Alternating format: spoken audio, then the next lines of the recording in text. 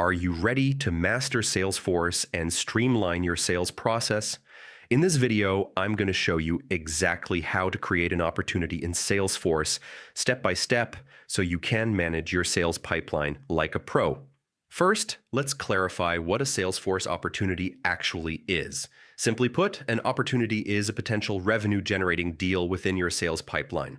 It allows you to track your sales from the very first contact with a prospect all the way to closing the deal. Each opportunity is linked to one or more accounts and contacts in Salesforce, keeping all your sales data organized in one place.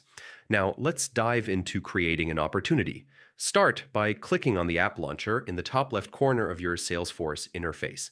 This is your gateway to all the apps and tools Salesforce has to offer. From there, navigate to the Opportunities section. Think of this as your central hub for tracking every potential deal. Once you're in the Opportunities section, click the New button. This opens a form where you'll enter all the details about your deal. Accuracy here is key because it helps you and your team understand the status of each opportunity at a glance. Begin by giving your opportunity a clear, descriptive name.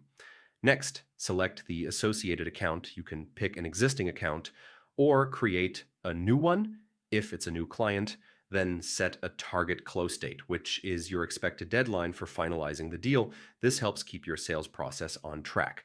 After the close date, choose the current stage of your opportunity, whether it's early in the contact phase or nearing closure. This indicates the next actions required. Then select the forecast category, which gives you insight into potential revenue and helps with planning your sales strategy. Salesforce also allows you to fill in additional fields such as deal amount, opportunity type, lead source, a brief description, and details of your sales team. While optional, including more information makes managing your opportunity much easier. Finally, once all fields are completed, click Save. And just like that, you've successfully created an opportunity in Salesforce.